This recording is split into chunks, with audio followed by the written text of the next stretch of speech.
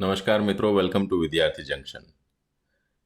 તો શરૂ કરીએ વસ્તુઓના જૂથ બનાવવા. આપણી આસપાસ અલગ અલગ ઘણી બધી વસ્તુઓ રહેલી છે, જેમ કે પુસ્તકો, અલગ આકારના પથ્થરો, અલગ અલગ પ્રકારના રમકડાઓ, પ્રવાહીઓ જેવા કે પેટ્રોલ, પાણી, કેરોસીન, તેલ અને વિવિધ રંગના કપડાઓ. હવે આપણે આ વસ્તુઓને અલગ અલગ જૂથમાં વહેંચવી હોય તો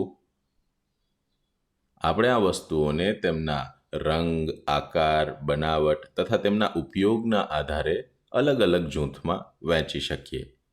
અહીંયા તમે જોઈ શકો છો કે પહેલા ફોટોમાં આપણી પાસે એક સ્પીકર, અડધું કપાયેલું સંતરું, એક બટન, એક બોલ, રોટલી અને ફૂટબોલ છે.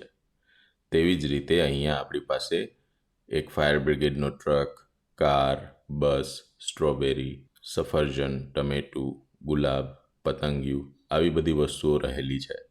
અને અહીંયા આપણી પાસે અલગ અલગ ઓજાર, ચાવી, તાળું, ચમચીઓ, નલ વગેરે વસ્તુઓ રહેલી છે.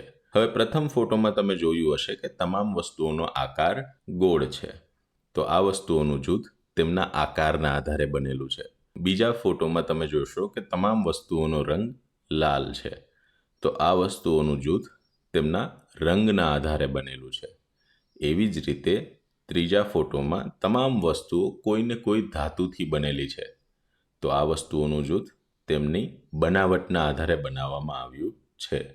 આવી જ રીતે આપણે ઉપયોગના આધારે પણ વસ્તુઓના જૂથ બનાવી શકીએ. જેમ કે મકાન બનાવવા માટે વપરાતી વસ્તુઓનું જૂથ, જેમાં આવશે રેતી, પથ્થર, ઈંટ, સિમેન્ટ અને લોખંડના સળિયા. તો આ તમામ વસ્તુઓ અલગ અલગ પ્રકારના પદાર્થોની બનેલી હોય છે. આ વસ્તુઓ એક અથવા એક કરતાં વધારે પદાર્થોની બનેલી હોઈ શકે છે.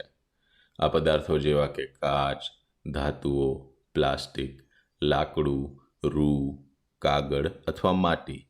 આ સિવાય પણ ઘણા બધા પદાર્થોની બનેલી હોઈ શકે. કોષ્ટકમાં તમે જોઈ શકો છો કે એક જ વસ્તુ અલગ અલગ પ્રકારના પદાર્થોમાંથી પણ બની શકે છે. જેમ કે ખુરશી પ્લાસ્ટિકમાંથી બની શકે, લાકડામાંથી પણ બની શકે અને લોખંડમાંથી પણ બની શકે છે. એવી જ રીતે પાણીની બોટલ પ્લાસ્ટિકની પણ હોઈ શકે, કાચની પણ હોઈ શકે, ધાતુમાંથી પણ બની શકે અને માટીમાંથી પણ બની શકે છે.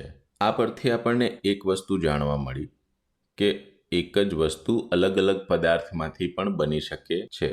તેવી જ રીતે એક જ પ્રકારના પદાર્થમાંથી અલગ અલગ વસ્તુઓ પણ બનાવી શકાય.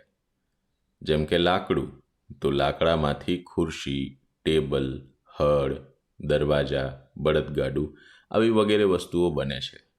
એવી જ રીતે કાગળમાંથી પુસ્તકો, નોટબુક, સમાચાર પત્રક, કેલેન્ડર, પતંગ આ બધું જ બનાવી શકાય છે. તો હાલના સમયમાં પ્લાસ્ટિકમાંથી તમામ વસ્તુઓ બની શકે છે. ઉદાહરણ તરીકે પેન, ખુરશી, ડોલ, લંચ બોક્સ, બોટલ વગેરે. તો હવે આપણને ખબર પડી કે એક જ પ્રકારના પદાર્થમાંથી પણ અલગ અલગ વસ્તુઓ બનાવી શકાય અને કોઈ એક વસ્તુ અલગ અલગ પ્રકારના પદાર્થમાંથી પણ બનાવી શકાય. હવે આગળના વિડીયોમાં આપણે પદાર્થના ગુણધર્મો વિશે વાત કરીશું. તો આ પ્રકારના એજ્યુકેશનલ વિડીયોઝ માટે સબસ્ક્રાઇબ કરો વિદ્યાર્થી જંકશનને.